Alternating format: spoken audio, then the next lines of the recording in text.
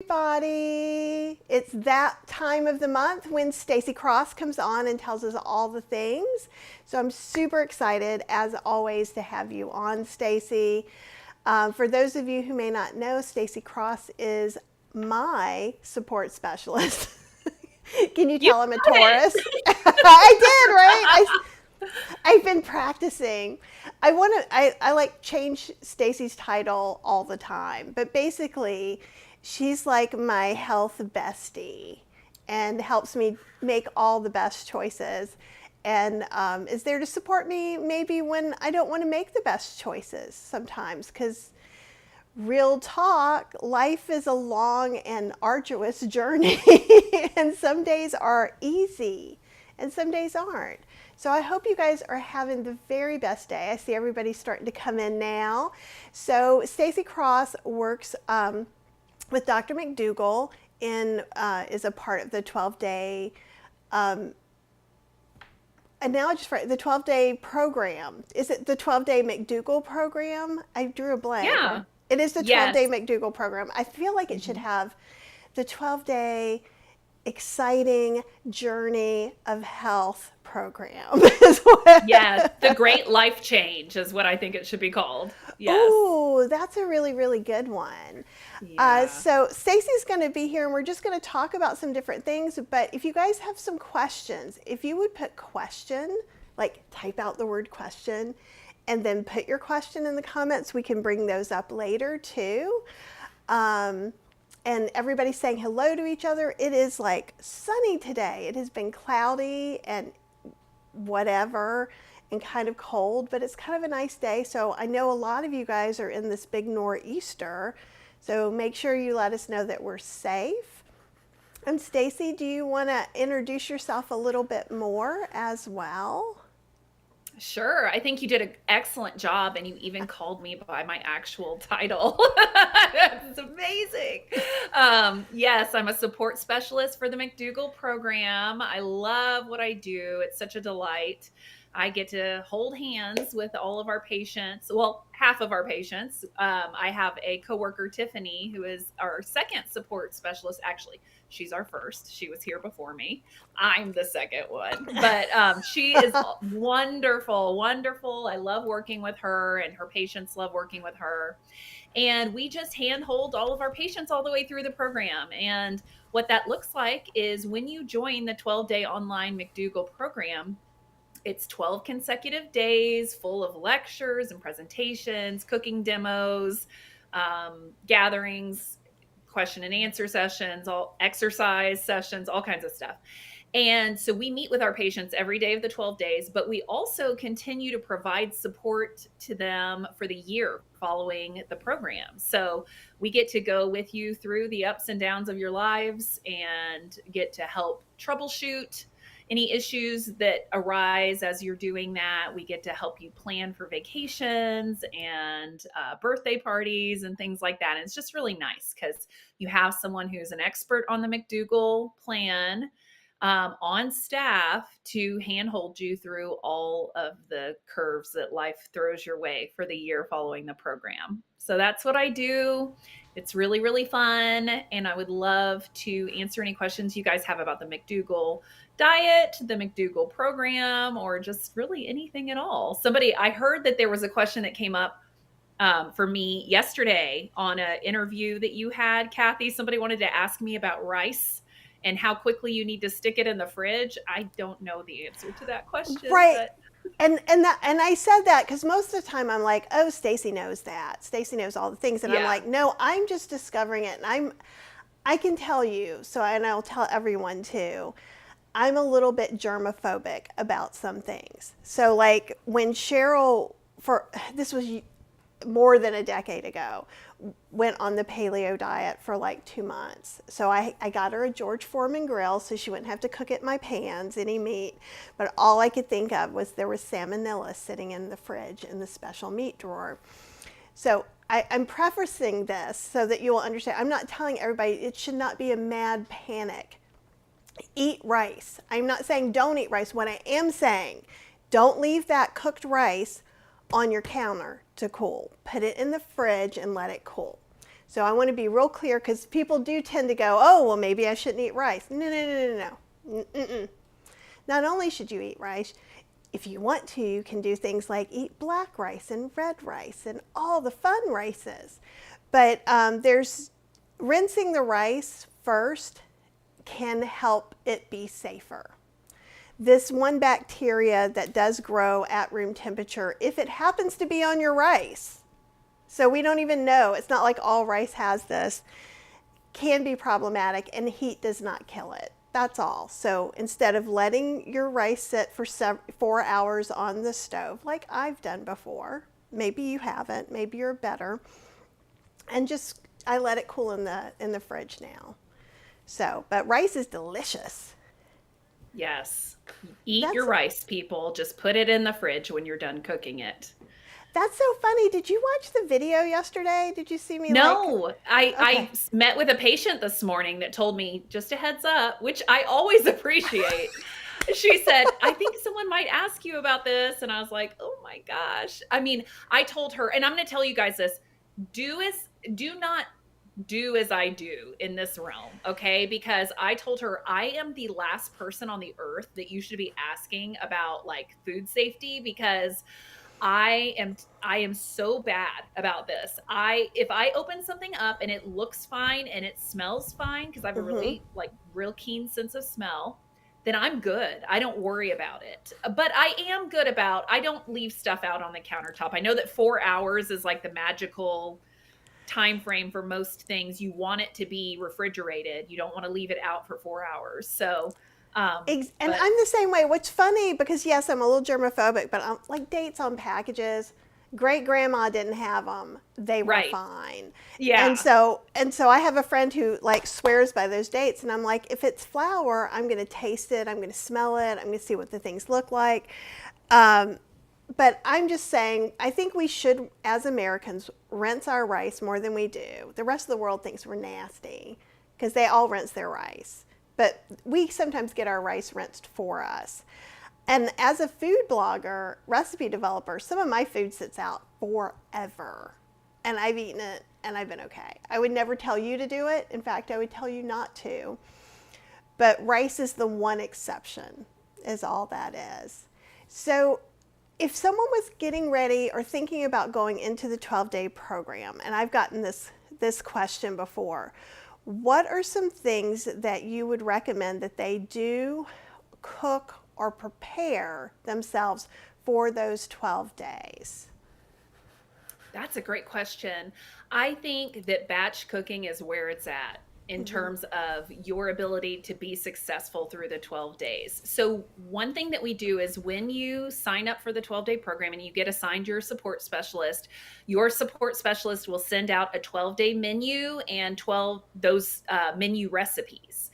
And it's really fun because it's really our most popular recipes that people love to cook off of our website that Mary McDougall has put together.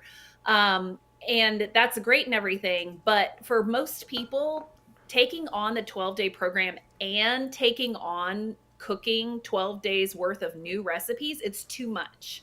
And so what I tell them to do is I say, use that however you wish to use it. Some people do want to cook every single recipe on the 12-day menu. Some people, pick a couple out and say, this looks good. This looks good. I'll try this. I'll try that.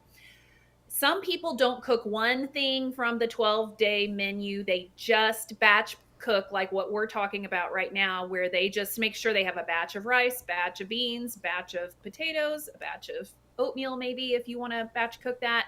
And that it's just there in the fridge, ready to go.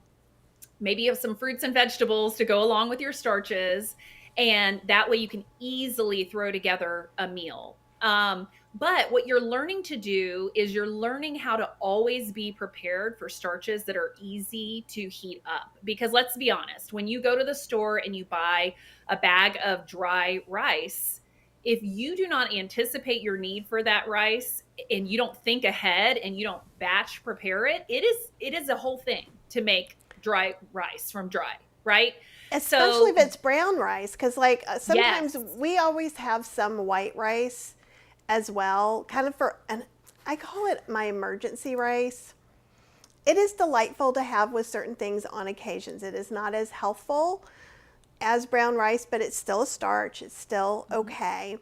And it cooks in the Instant Pot in 7 minutes, whereas it's going to be 25 minutes for brown rice. And I just thought I'd mention that. So, but it's true. If having all the brown rice in the world in your pantry doesn't mean I can eat in 15 minutes before I cry. Right. Yes. Yes, exactly. So making sure that you always have some prepared, ready to go is really the name of the game for the 12-day program. But that's also going to become your pattern, hopefully, moving forward after the 12-day program, is you will always just be on rotation, making sure going, okay, we're out of potatoes. I need to make sure I know when I'm going to get the potatoes, when I'm going to cook them, and that they're available to me in the fridge. That's great. And that's what we try to do too. And if we have days that that doesn't work, and I would like to remind everybody, you can make a double or triple batch of rice. You can freeze those in Ziploc bags.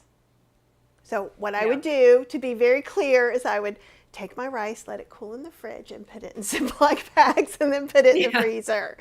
But because you can buy little bags of pre-cooked rice, but I find them quite expensive. And while there are some things I will spend money on, that's one I would just rather get some plastic bags and freeze those. So I agree with you, except I do have those more expensive shelf-stable rices. I always have them on hand. I have canned beans, even though I cook beans from dry almost exclusively because it's just so easy to do in the Instant Pot. I always have canned beans. I have a couple of canned veggies, canned fruit, and packets of rice at all times in my pantry. They are my emergency staples. Let me tell you a quick little story to go along with that. So this morning, I got up, as I always do, got ready to go run, went out for my run. I ran like a 1/10 of a mile before I went, I can't do this. It's too cold. I'm too tired. I don't want to do it. I feel terrible. And I turned around and came home, which never happens, to be honest with you. I never do that. Well, as soon as I got home, I found out our internet was down for not just my house, our whole neighborhood. Okay. So it became this situation where it was, where am I going to work? I have patients to see. I have this, I'm going on YouTube with you. And it was an emergency situation because suddenly I didn't have a lot of time to get ready for work. And so anyway, so I gathered up all my stuff. I did my shower, did my hair, all the things to get ready for all of you guys. And then I went in my pantry and I got my shelf-stable beans and my shelf-stable rice and threw them in my bag and brought them over here to my wonderful sister-in-law's house where I am seeing all of you right now. And right before we came on, even though it was not lunchtime, I was very hungry. So I went in there and I microwaved my shelf-stable beans and rice and had myself a meal just now, right before I came on with you. I always have those on hand for emergencies because the last thing I need to do is come in here. Like my sister-in-law is a baker and she has literally a plate of like gorgeous, delectable cookies on her countertop right now. And if I didn't have my emergency staples with me, what do you think I would do about that? So I still think even though those things are more expensive and they're not something that we want to be going through each day because it's just unnecessary to spend that much more, it's good to have on hand for emergencies. You've convinced me. And usually when we do buy them is if we know we're going to be in the car. Mm-hmm. And we've actually talked about just having some in the car in case we end up going somewhere and ending up in not a good place. So I will, and I know that you can get them, the cheapest I've seen them has been at Costco, already cooked, so I would look there. I'm trying to guilt my own personal self into freezing more of it, but I think it's completely valid. It's the same argument as it's just as good to get frozen cut up butternut squash as a whole butternut squash. So I have nothing to say to that except you're right. And I do have some questions for you. So one, Video 1000 Nights is saying ideas to not overeat if there's not any stomach discomfort. So they feel like they can eat giant portions like 4 baked potatoes or most of a batch of cooked food, even if it's SOFAs free. Eat until full doesn't seem to work, and they are looking to lose weight. Interesting. I wonder what they mean by eat until full doesn't seem to work. I kind of see that. So I'm yeah, if and ask any specific questions, and we'll video 1000 nights. If you respond to these questions, I'll get back to you. I know there's some in between. Is there anything eat until full? And I wonder if what I'm wondering is usually we say eat until you're at an 8, which is usually kind of eat until almost all the way full. Like to me, in my mind, 10 is that bad Thanksgiving that you would never go back and repeat. And, like where you're just like, why did I do that? This is so uncomfortable. 8 is you feel pretty satisfied and you could totally go for a walk. Like there's no thing. But so like, I don't know if they're not knowing those kind of numbers, or if it's just that they're not feeling that satiation from the stomach stretching. So we'll wait for. They responded. I will say I understand what they mean about the phrase eat until full. The part that I didn't understand is what they meant by eat until full doesn't seem to be working. What does that mean? Does that mean that you're eating fruits, vegetables, and water-rich cooked starches and you're still not losing weight? Yeah. So they're answering, enough. But it's not really answering the question. Okay. So well, we'll start with some next questions and we'll see if we can come back. So Vibrantly Jessica says, question, is up to 1 tablespoon of cocoa powder or cacao powder in porridge or oatmeal per day off the McDougall program? No. Mm-mm. Alrighty. Good. That was I like that. Well, and I think one of the reasons we get a little confused is that sometimes, like, we know coconut is a no, chocolate is kind of a no, and then I think chocolate is, and I don't know how much of it's not as no as coconut is how I feel. So this is not facts for everybody. Stacy will give you facts. Cocoa doesn't have the same cocoa butter that chocolate does. So to me, I know you can get some fat-free decaf cocoa powder as well, but do you feel like that's a necessary step if I was going to put cocoa powder in my oats? No, not at all. So cocoa powder is similar in concept to peanut butter powder, like PB2 or PB Fit, those types of things. It's defatted cocoa bean, and so it's not fat free. There still is some fat in there. It is a highly processed food, and it is high in calorie density. So is PB2. But the thing with PB2 and cocoa powder is it's usually being used as a condiment or a flavoring. People aren't sitting there like eating spoon after spoon of cocoa powder because, first of all, it doesn't taste very good on its own. So it should be fine. Those are things that if you are doing everything else just right and you're not losing weight, those are little things here and there that can add up. But it's not at all something that I would say is non-compliant or that you have to eliminate in order to have success on this way of eating. Not at all. Oh, perfect. Justine says that she's injured her hip a week ago. I'm so sorry. Can't work out, noticing my weight creeping up. I've cut back on higher fat foods, but no change. Should I eat less starch or more starch while inactive, or does it even matter how much starch she's eating while inactive? It does matter. So when you're less active, especially when it's a significant change in activity level, you are going to be burning fewer calories. And so your body should begin to communicate differently its needs to you.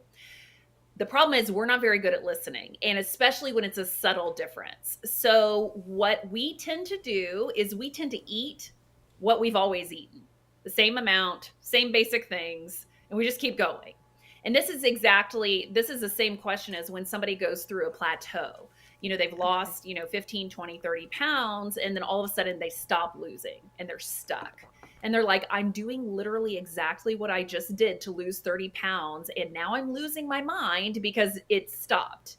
And the reason it stopped is because their body is burning fewer calories at a lower weight than it was when it was a higher weight. And your body will only demand what it needs. And so your body actually is probably very subtly demanding fewer calories in response to your smaller body or in response to your lower level of activity. But you have to be really paying very close attention to notice the subtle difference. So, what I would encourage this person to do who is dealing with the injury is assume that you're probably not going to need as many calories as you did before.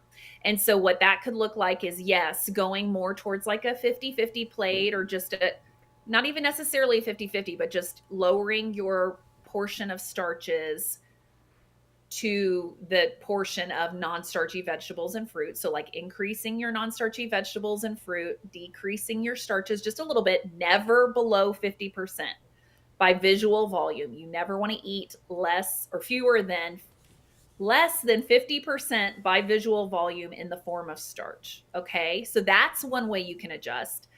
Another way you can adjust is serving yourself smaller portions. So when you go, for example, and you have your oatmeal in the morning with your blueberries, let's just say that's your typical breakfast. Instead of your normal portion that you eat when you're active and you're up and you're moving and everything, assume that you probably don't need quite that much. So serve yourself a smaller portion. That does not mean you're going to go hungry. It does not mean you cannot have seconds. It does not mean you can't have more if it doesn't cut it. You can, okay? And the sooner we teach ourselves to just chill out about portion sizes, the better off we will be. Because just because you serve yourself a smaller portion does not mean you're going to go hungry, because you can always go back for more. But starting out smaller helps people out, especially those of us, me included, who are part of the Clean Plate Club. If you are a member of the Clean Plate Mhm. Club, because that's how you were raised or for any other reason, you're going to want to try to put your food, a smaller portion on a smaller plate, or a smaller portion in a smaller bowl, so that you still get the satisfaction of cleaning your plate, but you're not cleaning up these massive portions that are probably more than your body actually really needs in any one given meal. That's great, and we're trying to do some more of that now as well. And one thing that I've been doing too, so if I make a big batch of something, like I made a big batch of jambalaya live, that's when the question happened. Um, the first thing I did is I have these ceramic containers that I can stick in the microwave. So I leave enough that maybe if we're going to have seconds, it can stay warm. Everything else goes in the fridge. But because Cheryl also starts feeling really weird if she feels like she can't get to it somehow, but she can just take one and put it right in the microwave if she's hungry 2 hours later. So I try to make it, easier mentally for her, so as well. And I think that's really taken a lot of the sting out of having that smaller initial portion for her. Yes. Yeah. That reminds me of one other tip I want to give. So a lot of people get hungry like mid-afternoon, like 3, 4 o'clock, and they're very hesitant, even though I tell you guys all the time, just go ahead and have a meal. Everyone's like, no, I can't. That's fine. What I encourage people to do is go ahead and have dinner part one. Okay. So why don't you just serve up your dinner into two different portions? So go ahead and have if it really makes you uncomfortable to have like a full meal right then, go ahead and have part one. And then you have a second portion, like what you're describing, Kathy, that you can go back and have at dinner part two. And that may do the trick of dealing with that mid afternoon hunger. Oh, I like that. And I think some of it too comes from, at least for me. So we had a doctor who kind of went from eat every few hours to intermittent fasting with us. And that's the old doctor we don't see anymore. But I think with a lot of things, you hear from your doctor, obviously research changes and we learn things, but also our brain sticks on these things about how it can say, you're bad, you're not doing the right thing. Oh, you're supposed to be losing weight. Don't eat in the afternoon. That's a snack. So I love the way you're saying, think of it as a meal.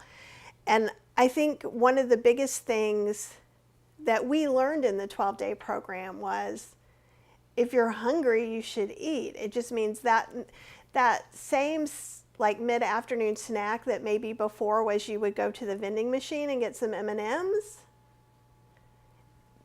Maybe that's not such a great idea. However, if your body's telling you it's hungry and it wants something to boost you up, because that's real, getting it from the sugar is not a good idea, but getting it from, like this morning, I pulled out my baked sweet potato out of the fridge and I ate it cold, which makes me so happy. But there's nothing, there's no judgments you can have about me eating my 3 o'clock potato, right? And so do you find that sometimes we get slipped into these like old habits, the same way as like people who maybe grew up, unfortunately, doing Weight Watchers? I feel like there's some baggage that comes along with that. Yes, certainly. Yes. And I think, I actually am very careful about using the word snack, because when people refer to having a snack in the afternoon, my mind goes to, okay, pretzels, popcorn, granola bar, snack food, chips, whatever. And really, if you're hungry, typical snack foods are not going to satisfy you. It's certainly not in any quantity that you're going to want to consume, and certainly not in any quantity that you could continue to lose weight eating. So that's why I encourage people, okay, instead of seeing it as a snack, just see it as a mini meal or a regular meal, whatever. It doesn't matter what time you eat. If you need a snack at 3 o'clock, go ahead and have a sweet potato. A sweet potato at 3 o'clock in the afternoon. I was taught this by one of my patients. If she's here, hi, Barbara. She is awesome. And she started eating her Japanese sweet potatoes as her afternoon snack and like swore by it. And now I do that too. And so eating a potato or something else that's like that we know is going to be filling because it's a water rich whole plant food. Those are the foods, those starches are the foods that actually fill us.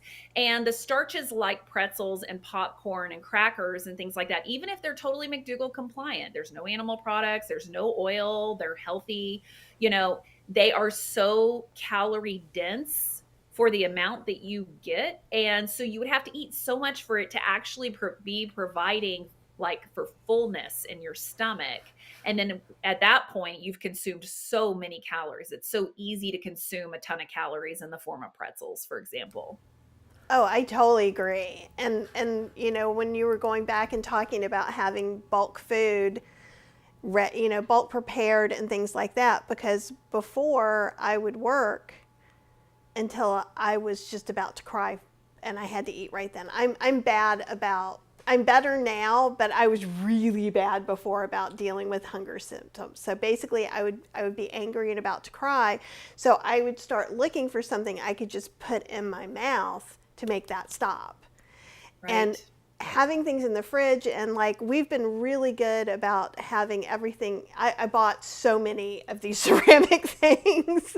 We have them in the freezer, we have them up here, because then that is just as doable as opening a bag of pretzels and eating some pretzels. So preparation, and I love the way that you're talking about the Japanese sweet potato in the afternoon too, because that for me, obviously, that's one of my favorite treats. And I think from thinking before and thinking snack foods, you do think of treaty things. And there's plenty of whole foods. Like Cheryl wants her brown rice and her canned green beans. That is like her happy place. And you know what? if that's the worst that things ever get, then that's beautiful, right? So Canned green beans are amazing. Let me just yeah. say, they're very good. They remind me of my childhood. Yeah, they're very good. And it's very nostalgic for her as well. So it's really interesting. I've taught her how to make them kind of Southern style with just a little bit of spices and things too. Yum. Electric Carabella says, we are traveling with a couple that doesn't follow the plan. And the plan, I'm assuming, is the McDougall plan. We won't have full control over restaurants. She can't eat salads. Raw foods upset her stomach really badly. Any tips? Yes. So the best thing I can tell you is when I'm traveling, I use the map, the Google map, and I will type, restaurants near me or whatever. And I just go through and find a place that I think could potentially either have baked potatoes or rice, steamed rice. Those are the ones I look for because those are the ones that are easiest to find at restaurants. And I will call the place up and say, "Do you have steamed rice? Do you have steamed veggies?" Very easy at Asian restaurants. Almost any Asian restaurant will give you steamed rice and steamed veggies. So let that be a crutch to you. Baked potatoes are very easy to find. I mean, you can find them at Wendy's, but you can also find them at steakhouses, at barbecue places, things like that. So I use the Google Map search. I mean, of course, not while I'm driving, but if someone else is driving and I'm the passenger, I'm looking as we're getting into the area we're going to be in, I'm looking for a restaurant. And you must be a person who can advocate for your own needs. You must. If you are not that person, that is what I want you to work on before you start working about any of this other stuff. Because if you are not yet a person who can say, I can go to Bubba's barbecue or I can go to, the Wok Stir Fry restaurant. Those are my options. Which one would you guys like to go to? If you don't feel comfortable doing that yet, there's nothing wrong with you. It's okay. But I would encourage you to begin to work on that because with this way of eating, you have to be able to advocate for your needs and you have to be able to say, these are my options. Which one works for you? What you can't do is wait for them to pick the restaurant, because you can't end up at a place. And also, this person, I know that they said that they can't eat raw foods because it upsets their stomach. I also just really encourage people not to expect that a salad is a great option for them. Everybody thinks that's what vegans eat. Oh, well, you're vegan. Oh, and you just get a salad. It's never going to be filling enough to be a meal. Like a salad for us, for those of us who eat a plant-based diet, a salad at a restaurant, which is going to be basically all veggies, is never going to fill you up because there's no starch. So what I am always prioritizing and always looking for is where can I get my starches? Another option is pasta. Italian restaurants. It's a little bit harder to be sure that you're going to get pasta that's not soaked in oil. It is a little bit more difficult, but even in the case, let's say that they make a giant vat of pasta and it has oil, I ask them to rinse it. Rinse it. Just rinse it. Get as much of the oil off as possible. Can you steam me up some veggies? Can you stir fry the veggies in veggie broth with some garlic? And can you bring me a lemon? It's lemon, garlic, pasta, veggie feast. That's what it ends up being. So those are, prioritizing where can I get the starches and then seeing what kind of veggies and fruit situation they have to go along with it. Oh, those are all really great ideas. The only thing I have to add is there is an app also called Happy Cow. And I'm not saying everything on there is going to be McDougall compliant at all, but sometimes I've found some nice little things. Some people who are whole food plant-based will say if they've gotten something whole food plant-based under the reviews sometimes, and that can be handy. And it can let you know things like there's not lard in the beans at this Mexican restaurant. So while you still might not want to choose the refried beans because they're going to have vegetable oil in there, that if their refried beans are vegetarian or vegan, I feel really good about getting the black beans there. I know nothing weird has, happened to them. The other nice thing about getting whole beans as opposed to refried beans is you can drain whole beans. You can get as much of that liquid off of there if you're concerned about oils in that, versus obviously the refried bean, it's all, mushed up with whatever oil or fat that they've added to it. So you can't separate it out as well that way. Yeah, no, that sounds great. Um, TS says, my problem when I start a program is the extreme feeling of being deprived of processed vegan items. So, feeling deprived of processed vegan items. I'm sure it's just me, but tends to ruin my progress. Does the program offer any help for that? You know, no matter what you do, you're going to have to give up something. We can't keep all the things we've always eaten in our diet and expect any kind of different results than we've had. You know that, TS. I'm not like meaning to like condescend at all. But what that looks like in practical terms is that you're going to have a few days of pain and discomfort. It hurts to stop eating delicious comfort foods. It hurts. It just does.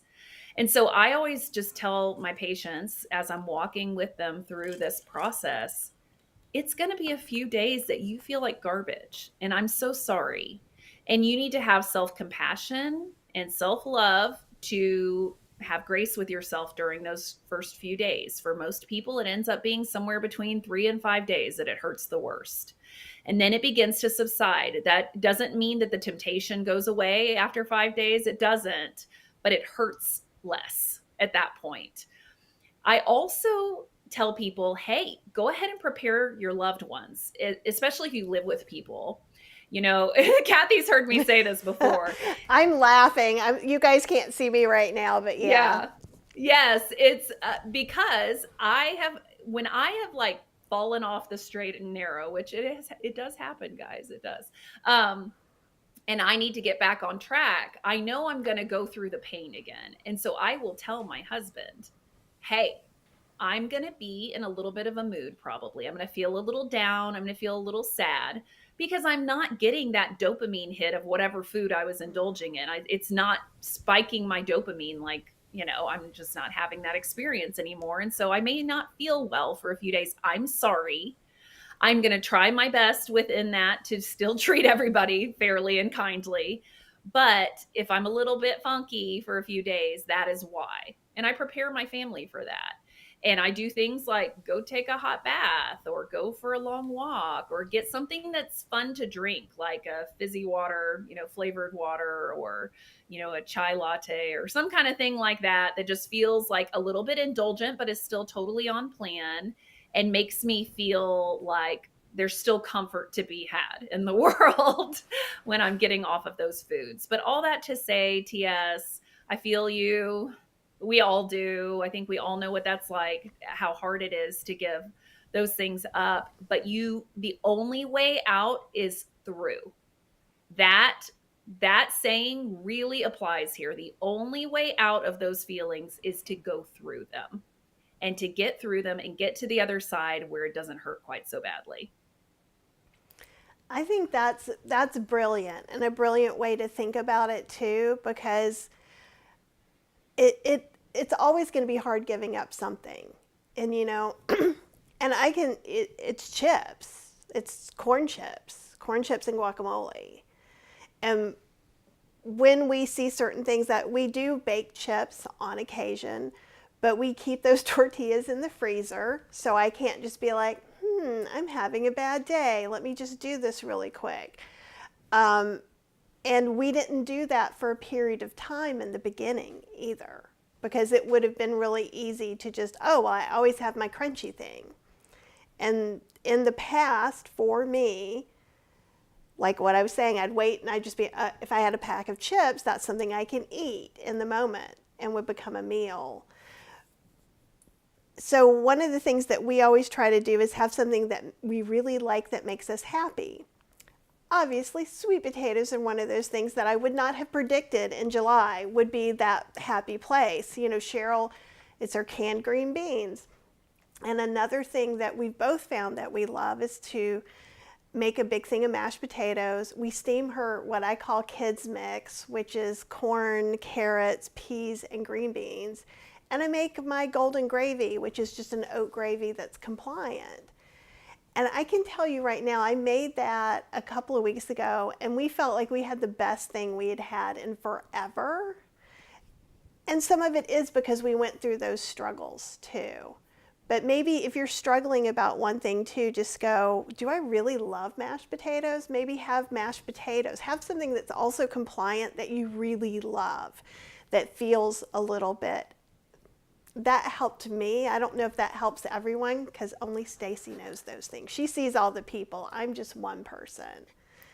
I think that helps tremendously. I mean, knowing what you really enjoy within this way of eating is so important.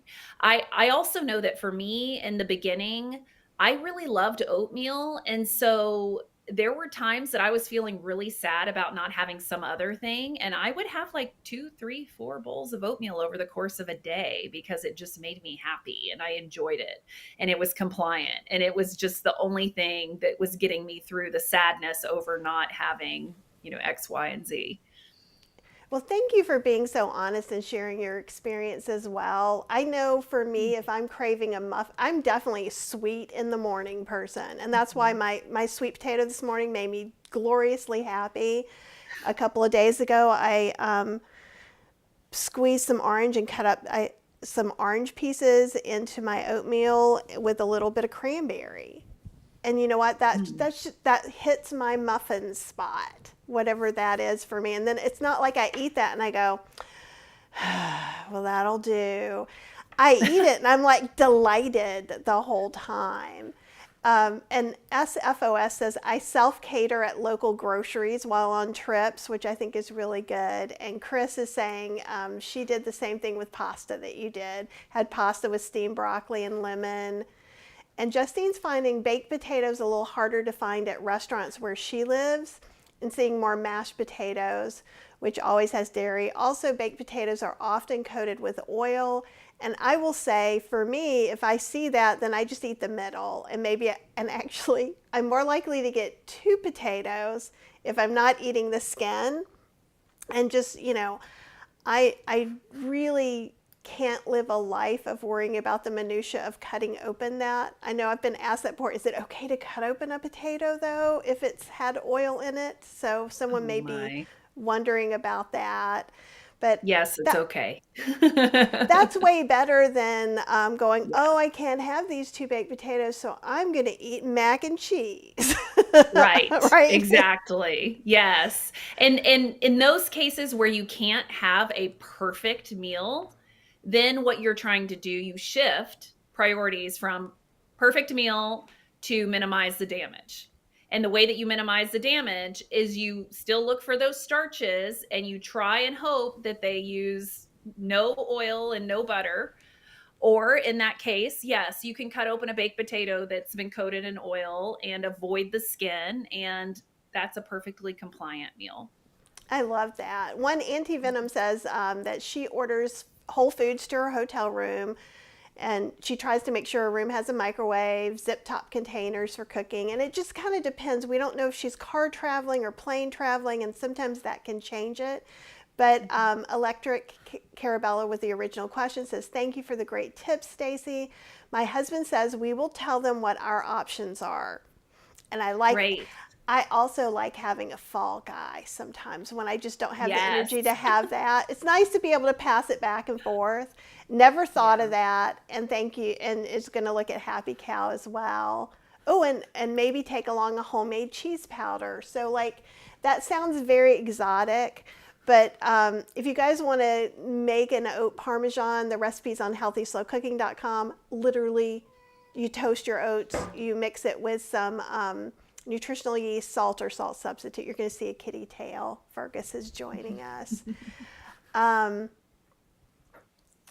let's see what we got here. And Patty was saying she went to a steakhouse, ordered the baked potato. It was shimmery. And a lot of times when you go to some of these fancy places where you're paying $10 for your potato, in they're trying to up the game. So they are probably going to put oil and salt and do some fancy things to it. But you can just cut that and just eat the yummy middle. Also, when you're ordering, assume nothing. Assume nothing. Just say the whole deal. I would like a baked potato with no oil or butter anywhere on the potato, and no bacon, and no sour cream, and no cheese. Thank you. Okay? They come back to you and say, "Oh, sorry, ma'am. All our baked potatoes already have oil on the skin." No problem. That's no problem. I'll take care of that when you bring the potato. In that case, I'd like 2 of those potatoes because maybe you're only going to eat the insides. So, Oh, I love that. I love that to assume nothing because it's true because we make assumptions both ways. Because what if right. you ask that and they're like, oh, we also bake the potatoes we make mashed potatoes with, and we don't do all that fancy stuff. So maybe they have one in the back that they would think no one would want. So I love Exactly. that. Yes. That's very cool. And Liz Lena was saying for TS, I feel you also about those kind of, being sad about losing some of the vegan junk food. It's really hard, but if you have a strong why, reminding myself of the reason why I'm doing that, it helps. And I think it's very true. And I think that's why it's a little easier for a lot of whole food plant-based people to eat a little healthier because they tend to have a health why. Right. And I think the people who are probably the people you see, Stacy, and tell me if I'm right or wrong in my guessing of this, is that they're either a person with a health condition or a person associated with a person with a health condition, right? Yes. Almost exclusively, yes. I mean, we do get vegans who are ethical vegans who come to the McDougall program. We love having them. But yes, primarily people come to the program because they have some kind of health crisis, scare, or just anticipation that there's something, maybe in their family history or something that they need to address and avoid. Well, and it's interesting for me, I've seen some people who are vegan, and vegan just means you came to this for an ethical reason, just like whole food plant-based to me, you came at this from some health reason. And both are great reasons in my book. So is Yes. environment, which I don't talk about as much. And I see a lot of people cross over. A lot of people start out Mm-hmm. health-wise and they're like, oh, I learned some things about animals and I'm glad I don't do that. Or Right. sometimes people, I don't do this for the animals, but look, I could do this in a healthier way for me as well. Yeah. So I see it as Mm-hmm. being this really beautiful crossover that I see so much. Yeah. Oh, this is funny. Dixie says I'm having kids mix for breakfast, I love then it. then Susan's explaining. Says after I heard Cheryl, so the veggies that I described, we call them her kids veg. So her kids mix and gravy meal. It appeared on our menu several times, and it tastes just like. So I know it seems more like it's a shepherd's pie, but in our mind, it tastes like vegetable pot pie. Ooh, yum. And it takes, like, literally, it's mashed potatoes, microwave stuff, and this gravy is a powder I make. Like the oat powder just has some different spices, and you just heat it up. It's like instant. Love it. Yeah, and oh, and this is great. Dixie says her why is to not turn my daughter into my caregiver. Mm, And that's good stuff. And Chris also goes to restaurants and tells people they have to eat this way for their health, which is true with my CPT2. CPT2. And I don't know what that is, but I'm sure Stacy does. I'm like, I barely know the medicines I take. My friend Faith is a nurse, and I'm like, what is that thing I used to be on for my blood pressure? And she remembers for me. Patricia says, since starting this way of eating, I keep finding new favorite things. And I think that's a beautiful thing that is a natural occurrence of eating starch solution, McDougall, whole food, plant-based, no oil. For lunch today, it was leftovers of cooked sweet potato topped with salsa, black beans, and a quarter of a small avocado. And there's just all kinds of things.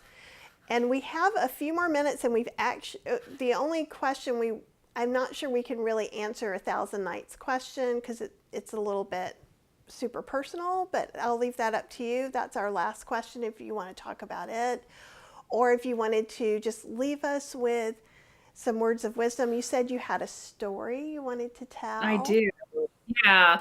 But I would love to make sure that everybody has their questions answered. And if that person is willing to share their details, I would really love to Well, try to help if I know well, the what answer. I'm seeing here in the comments is eat until full, meaning what the doctors say, yes to 8. When I overeat, I usually feel like an 8 or even a 7 because I don't feel full like normal people and can keep eating compliant food. So, you know, normal or typical people don't overeat compliant foods, but I can and feel. So I'm wondering, it's okay.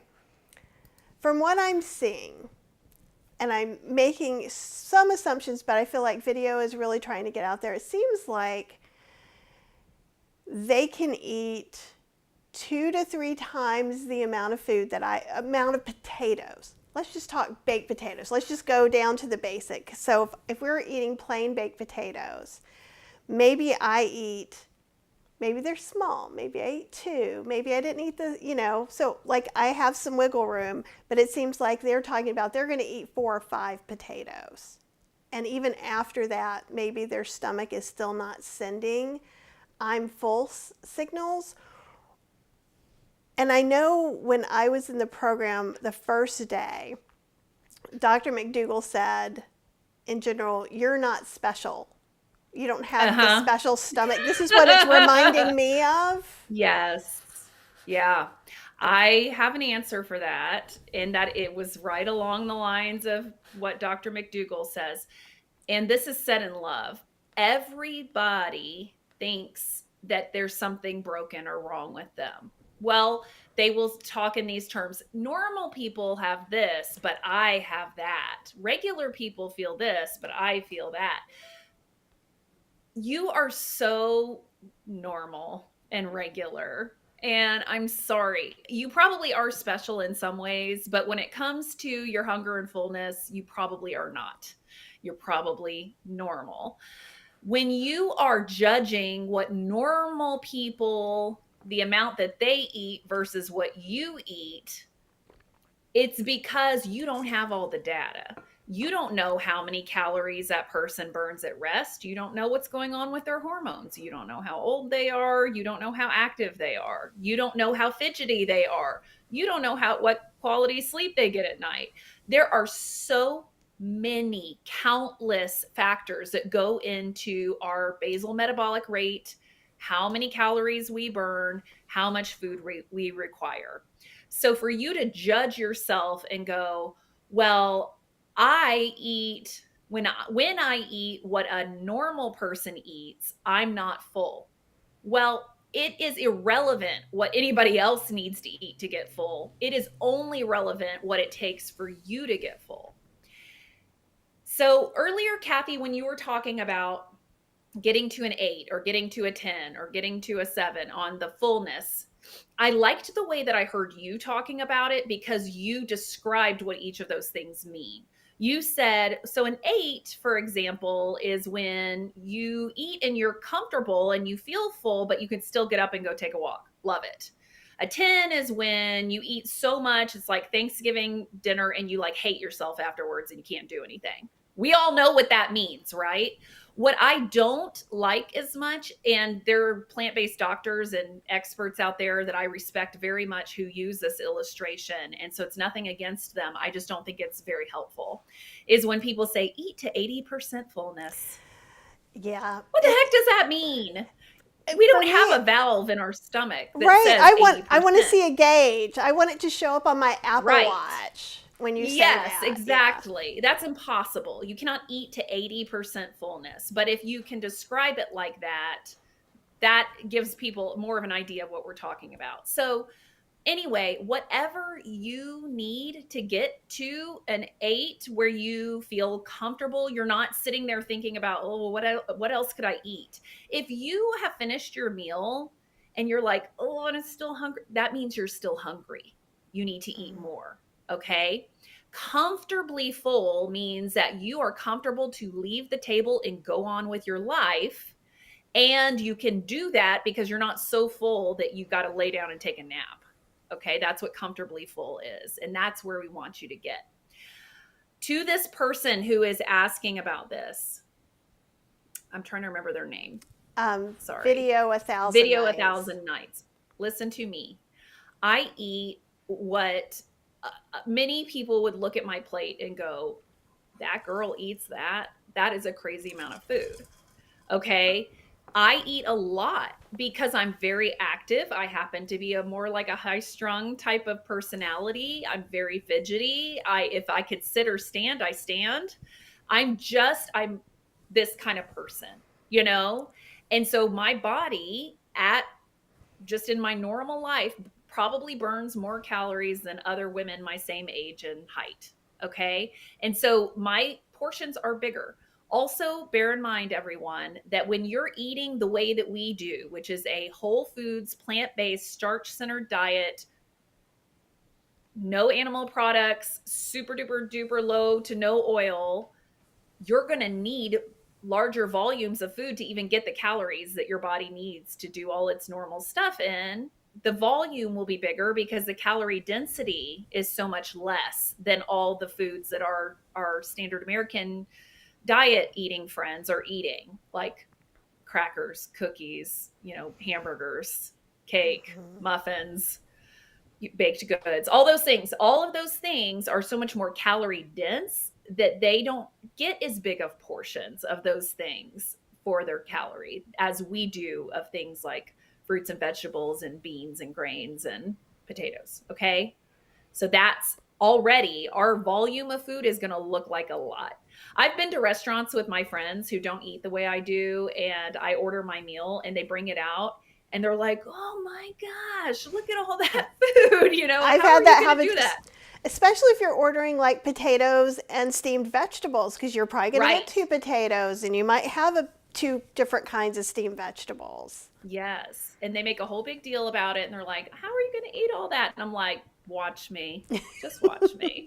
And then I just enjoy my meal. So, anyway, Video 1,000 Nights. I would encourage you to step outside of your own judgment towards yourself and trust the process. Your body is not broken. There's nothing wrong with you.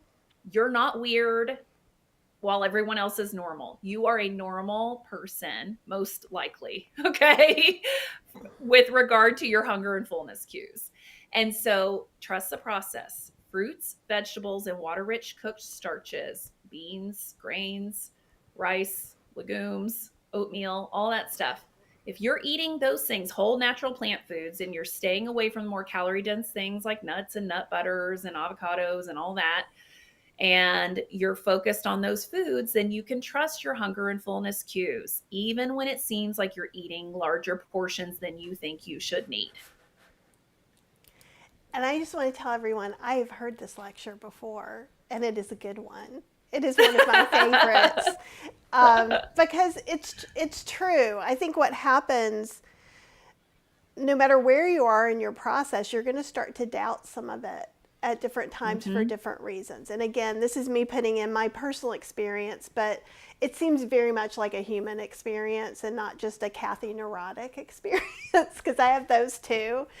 And that another thing I was even thinking is like, one of the things you've talked about before is like, if you're a 5 foot, 89-year-old woman versus, and in my mind, I don't really know this person's gender or anything like that. But what if we're talking about a 6'4" man? And so that's going to, then yes, they should be eating me basically under the table for what I should do. So that's something else that you bring up. But I think it can be so hard. At least it was hard for me and Cheryl at first to really kind of trust ourselves. Mm-hmm. And it's very hard to start disassociating certain messages. that you've had from before, which is kind of like, I was irritated when you talked about your friends saying what they said, because I get irritated when people go, "What? Yeah. Yeah, I'm going to eat all that, and I might even get another potato. You just watch me." Right. But Yeah. that kind of thinking comes from old messages that don't really belong in this process. You have to process Hmm. them through yourself, but yeah. So I don't know if Yeah. that helps at all, but I mean, I think it is hard, and I think you have to come back and recommit over and over and over again. Can I say one more quick little thing about this? And please let me just give the disclaimer. I am not trying to woo anybody into the 12-day program. I think the program and the results that we get speak for themselves, and I don't need to convince anybody. But I will tell you guys, this is the advantage of going through the 12-day program, because it is really difficult to undo all of that messaging from the years and years of dieting on your own. It's very difficult. It's difficult even when you get to see me on Kathy once a month or twice a month, and I'm saying all this. It is much easier when you have someone right there, a support specialist right there to talk you off the ledge week after week. It is just hard. I don't think we were meant to do life alone. I don't think we were meant to do hard things alone. And this is a hard thing, you guys. Like trying to get control of your eating, trying to lose weight. It is simple. The solution is simple, but it's not easy. It's hard. And so anyway, all that to say, I think that the advantage of going through the 12-day program is you're right there, super close to the McDougall staff at all times. And you're just an email away when you have a question or a concern or a freak out. You just get in touch with us. And then you've got the support specialist who's dedicated to basically doing everything that she can to keep you on track and get you back on track when you fall off. So it's really the advantage of having a support specialist. I will be you guys' little, twice monthly support specialist here on Kathy and Cheryl. And I know that Kathy and Cheryl are supporting you all as you go through this too. If you're able to go through the 12-day program, it's yet another layer of tremendous support that you could use, because it's not easy. I absolutely agree, and everybody knows. I always say, if you can afford it and you can do it, it's well worth it. Yeah. And we're getting some really good information. First off, Video 1000 Nights says, "Thank you very much. It does help," which is really great. Good. We have Dixie, who is 70 pounds off for 11 years following the McDougall plan. Wow. Yay. Uh, Diana says, "I've eaten the Starch way and low calorie density and lost 10 pounds since January 1st. Yay. Silverhead Fitness just recently incorporated a whole food plant-based diet, a whole food plant-based lifestyle. Your conversation, I find, helping me in my new journey, that's why we're here, which is awesome." I do know also, we had another person who tried the Starch solution and who was having great difficulties and some other health issues, who took off more than 10 pounds since the beginning of the Wow. year. And I'm just Great. very happy. These are all, and lest anyone misinterpret, these are people who all were looking to release weight, much like Cheryl and I. Everybody is not. And so Right. that's not the only reason to do something like this. And so, your your reasons may vary. It improves health if you're looking to release weight or not, too. Mm-hmm. So do you want? It's about 1:04 my time. I'm not sure how you're doing. I'm not seeing any more questions right now. So do you want to talk about the last topic? Yeah, sure. You want me to tell my little story? You do whatever you want. This is your time to Okay. shine. Well, I do have a few more minutes. So I was thinking about you guys and thinking about what we might talk about today. And I wanted to share something I've been chewing on for 20 years. And this will be the first time that I'm talking about it publicly. So we'll see how it goes. But back when I was in college, actually. So this would be like almost 25 years ago now. I had a good friend. We had a good friend in our group who we went and did, everything with. We went to all the parties with these people and did all the things, study all the study groups and everything she was a part of. And so we saw her several times a week out in social situations. And so we were all in our, late teens and early 20s then. So young people out in the world just trying to make it. And this one particular friend of ours was having a really rare, like youth onset, I believe it was like an arthritis type of condition, arthritic condition, but really bad. I mean, there were days that she was stuck in bed and couldn't move. And it was a really sad, scary thing as young people to watch this friend battle this obviously inflammatory condition and try to figure out what was causing it, what was making it worse, what made it better. And so she was constantly experimenting with her food.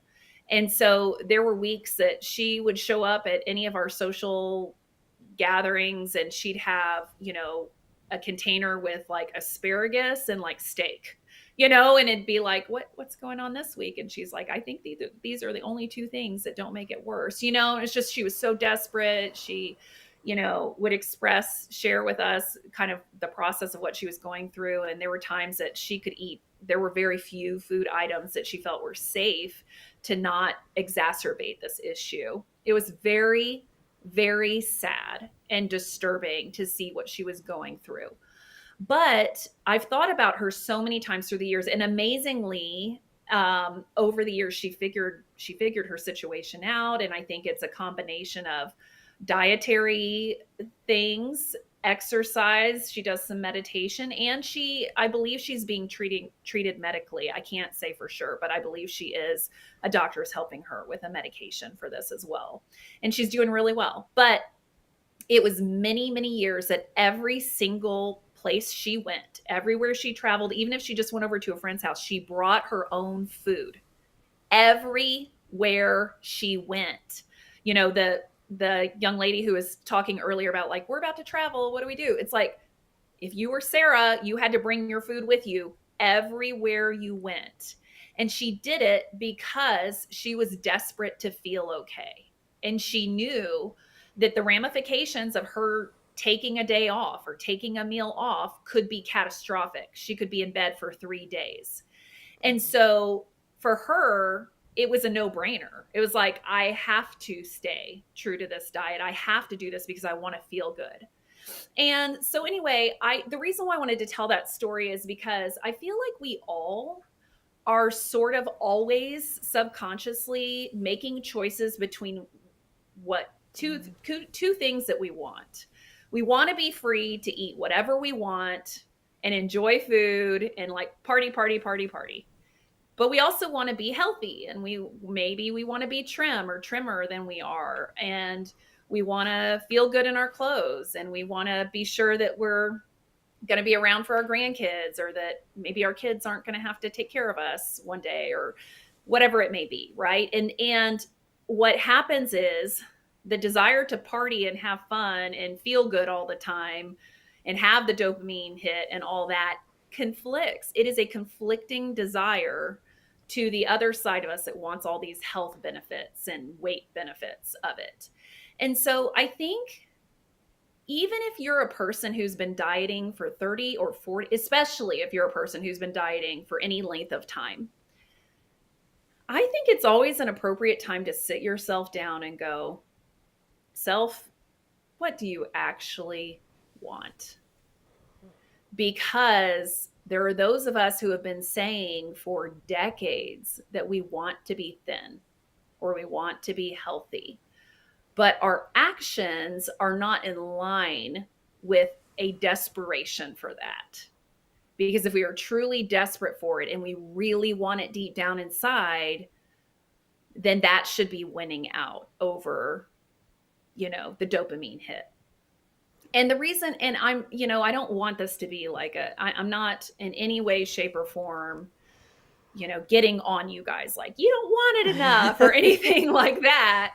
But I think it is, like someone said earlier, sitting down and really thinking about why am I doing this? Why am I spending the time and the money and the effort and the energy?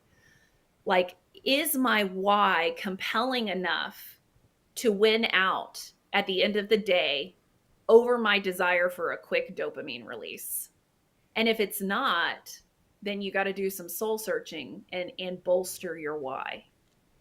So that's basically it. I just wanted to share that illustration. And I would love for all of our whys to be so strong and so compelling that we're almost like my friend Sarah, who she didn't even have to think twice. She didn't even have to question, should I bring my food or should I not? It was a matter of wellness or illness for her. And the truth is, even if you don't have an inflammatory condition that immediately flares up when you eat garbage, that doesn't mean the inflammation's not happening, guys. It is happening. And we can injure ourselves or we can heal ourselves with food. And so just getting more in touch with that reality, even if it's not glaring in our faces all the time, like it was for my friend Sarah, having a real sober mind about what food has the power to do. It has the power to hurt and it has the power to heal. So which one are we choosing?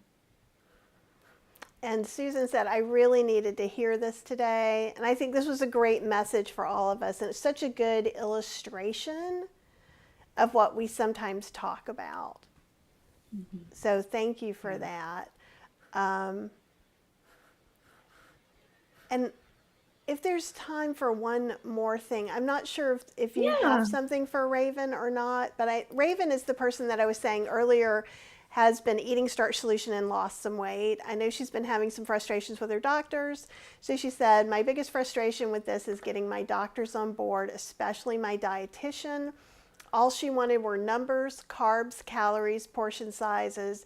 Ended with her saying, as long as my labs look okay. And she has a little rolling eye emoji after that. And I know that I've experienced something similar with my doctor as well. Mm-hmm. Do you have any tips?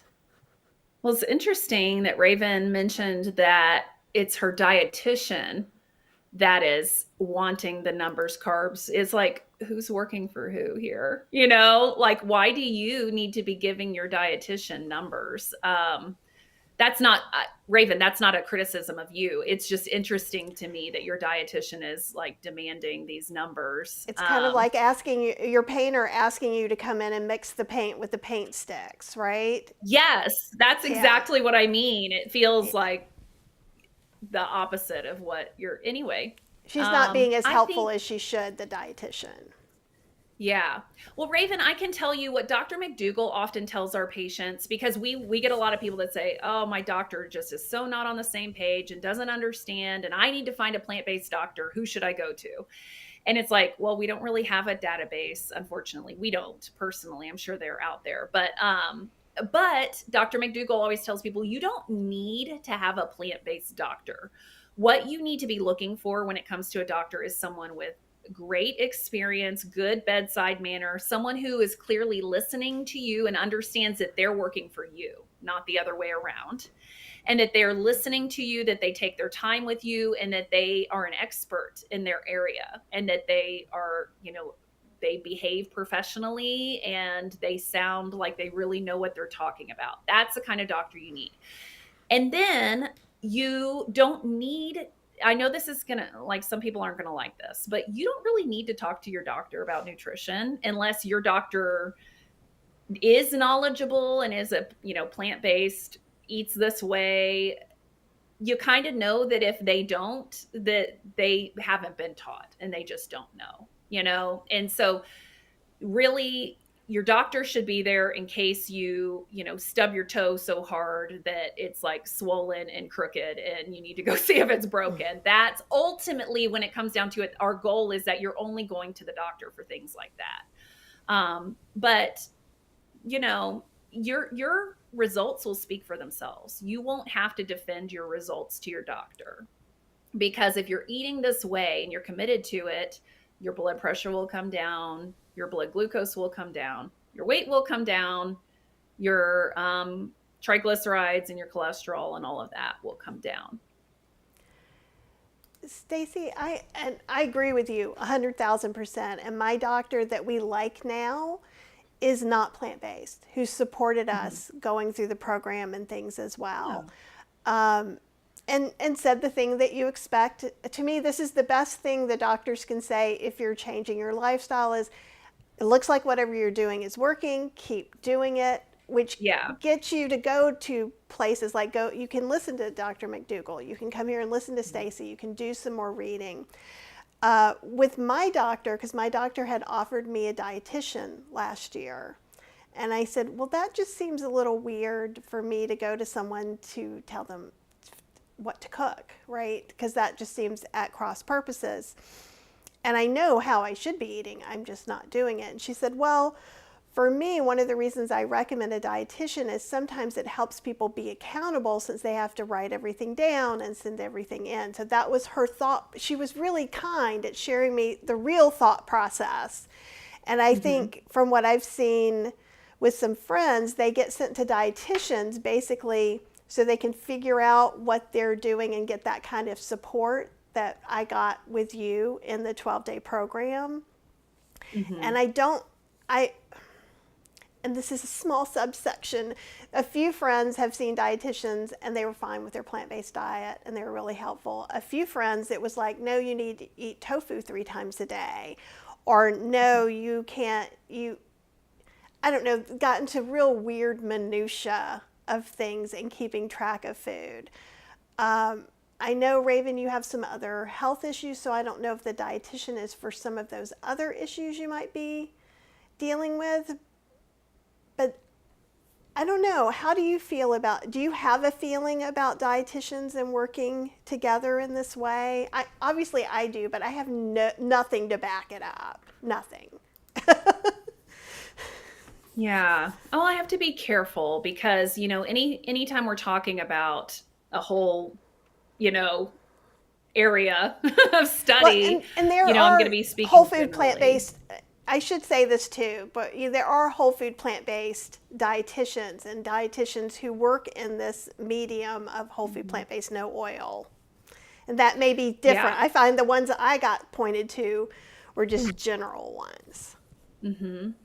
So here's the deal. Couple things. All right. One, a registered dietitian. I feel a lot better about that, about saying, sure, go, yeah, you can go see a dietitian, than I feel about health coaches. Now, I please do not hear me wrong here. There are plenty of fantastic health coaches out there who will better your life and better your diet and will be an amazing asset. The problem is that you can be a health coach and know nothing or know falsehoods and go ahead and say them. I mean that's the case for me too, right? I'm not a registered dietitian. I am a registered nurse, which I have a lot of standards that I have to uphold to keep my license. So licensed individuals have a greater degree of accountability for the things that come out of their mouths. So that is the benefit of going to see a registered dietitian or speaking with a registered nurse or medical doctor or things like that.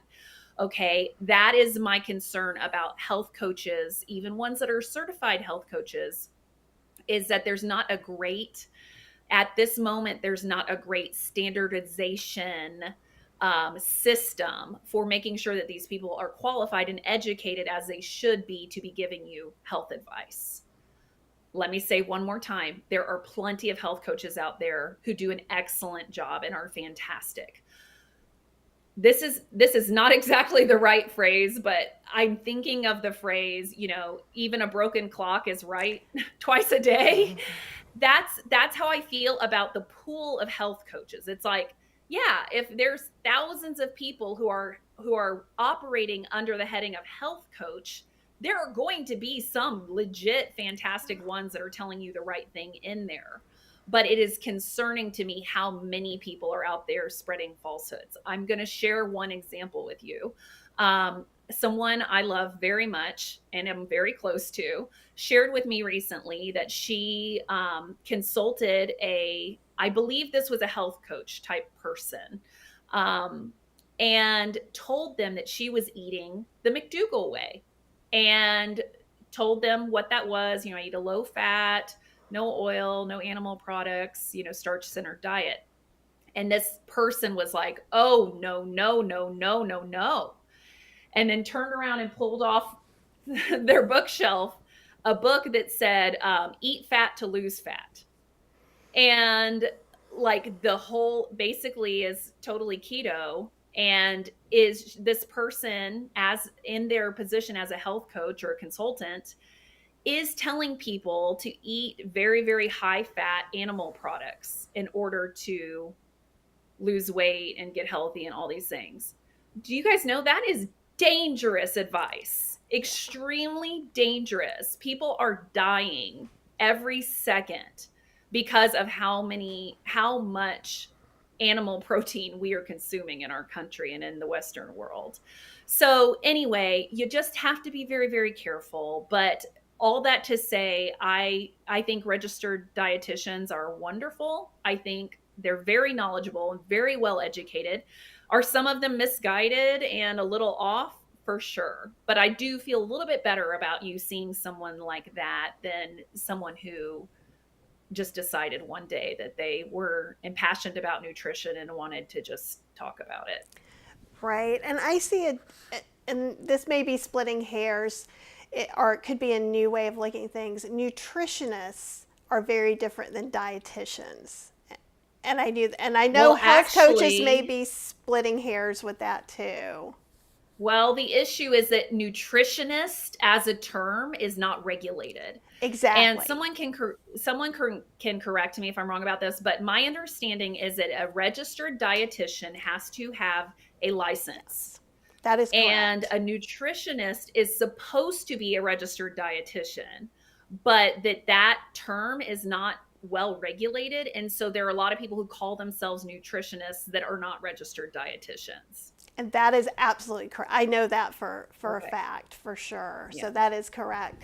And sometimes, and anyhow, that's getting too much minutia. We should just move on. But Raven does have to see the dietitian for another part of her health issue to get something that she needs. And sure. I think also if you're just coexisting with someone like a dietitian, that you just have to do, like,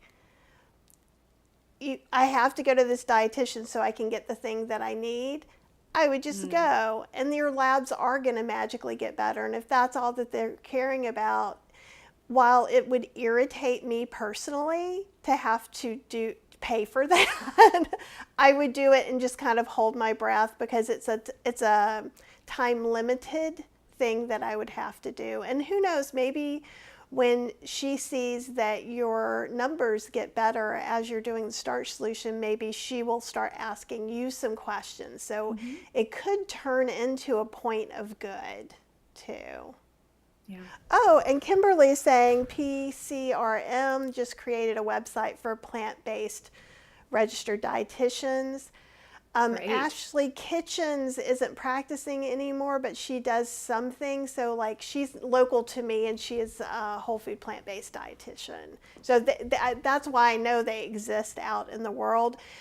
But like plant-based doctors, you may not always be able to get to one where you are.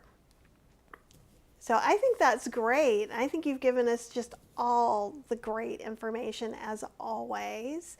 And I'm just so pleased that you're here, and you're going to be back in 2 weeks as well. Can't wait. I love it. Thank you for having me. Oh, no. Well, we really appreciate all kind of the myth busting that you do for us. And I know that you see some of the comments after, but like, people email me and tell me how much it's helped. People are already saying things, Betsy's saying very helpful to hear this today. Thank you, Stacy from Raven. Just, already so many things. So thank you for sharing all your knowledge, support, and stories with us. We really appreciate it. My pleasure. Thank you all for having me. And thank you for your great questions. Keep them coming because I'll be back in 2 weeks and I'll be happy to answer them. That will be awesome. Well, you have just the very best day. I hope you have internet when we get off this call and your Thank day, you. the hard part is done and it's all just easy going the rest of the day. Thank you. Thanks, Okay, Kathy. You have a guys. good one too. Thank you so much. You guys have an amazing day, and I will talk to you